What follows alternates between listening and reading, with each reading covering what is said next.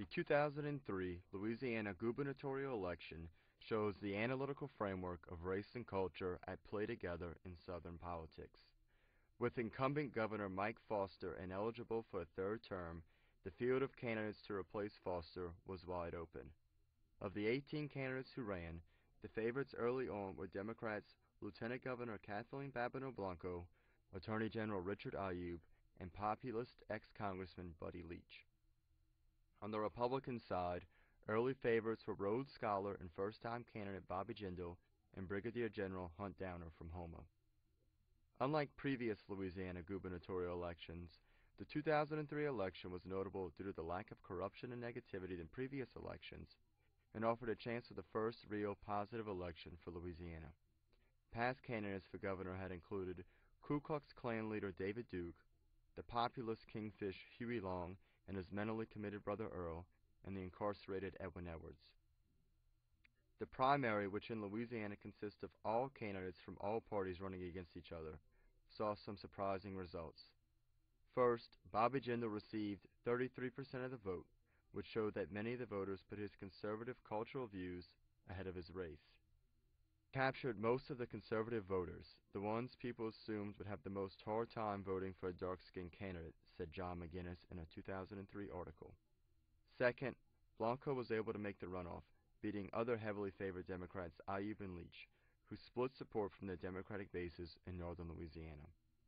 Blanco was able to muster enough support from the Acadian parishes and women voters to pull ahead of Ayoub and Leach and head into the runoff.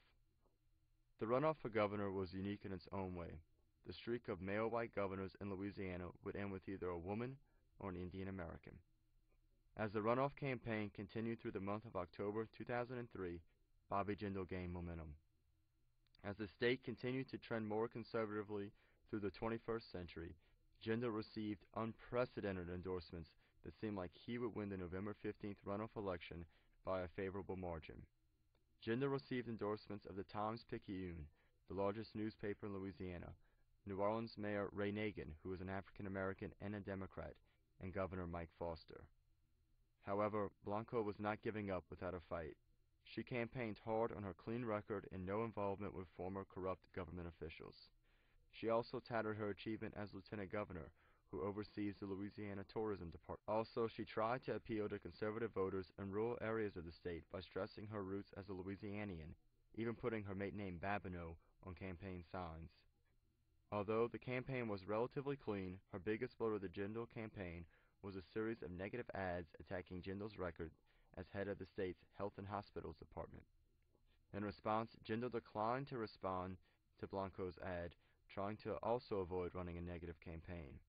The strategy failed to work. On the November 15th election, Blanco earned 52% of the vote compared to Jindal's 48%. Many political analysts consider this an upset, as it appeared Jindal would win easily as late as 2 weeks before the election.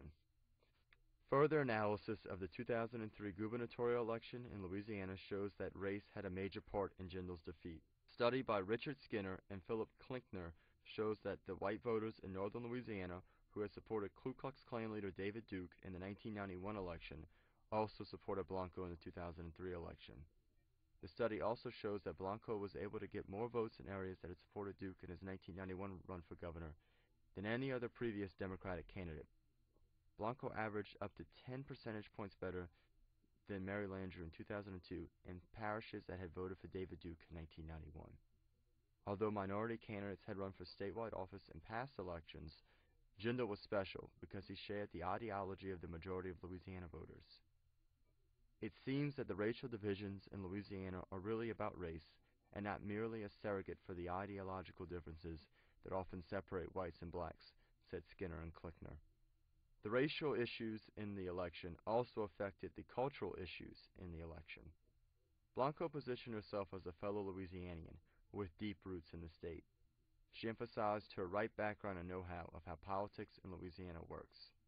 Meanwhile, Blanco found success towards the end of their campaign as positioning Jindal as a bureaucrat only interested in cutting state funds.